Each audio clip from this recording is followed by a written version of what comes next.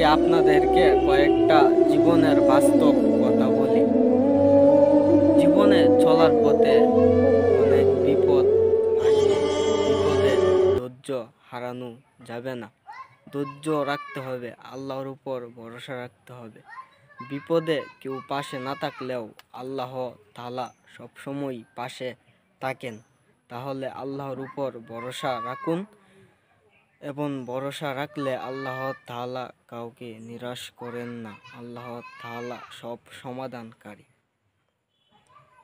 বিপদে আল্লাহ তাআলার কাছে প্রার্থনা করেন, আল্লাহ তাআলা আপনার প্রার্থনা ফিরিয়ে দিবেন না।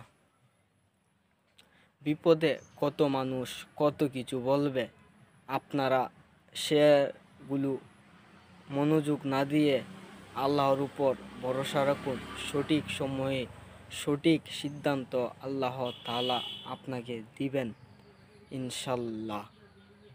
বিপদে মন খারাপ করবেন না।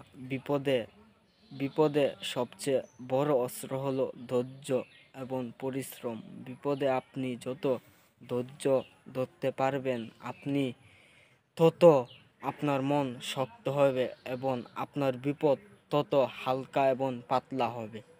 আর বিপদে আপনি মন নষ্ট করে দিবেন, মন ঘাবড়িয়ে নেবেন, তাহলে বিপদ আরও ঘনিয়ে আসবে, আপনাকে ভয় দেখাবে বিপদ। তাহলে বিপদে সাহস রেখে চলবেন ইনশাল্লাহ।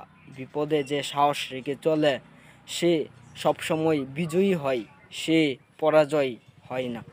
তাহলে আমরা সবাই বিপদে ধৈর্য রাখবো 1 নম্বরে, এবং 2 নম্বরে আল্লাহ তাআলার উপর ভরসা রাখবো। তাহলে আমাদের বিপদ কিছুই হবে না। এ কথাগুলো আপনারা মনোযোগে দিয়ে শুনবেন এবং সবসময় মনে রাখবেন। তাহলে আপনাদের যত বড় বিপদই আসুক না কেন, সে বিপদ পানির মতন সহজ হয়ে যাবে।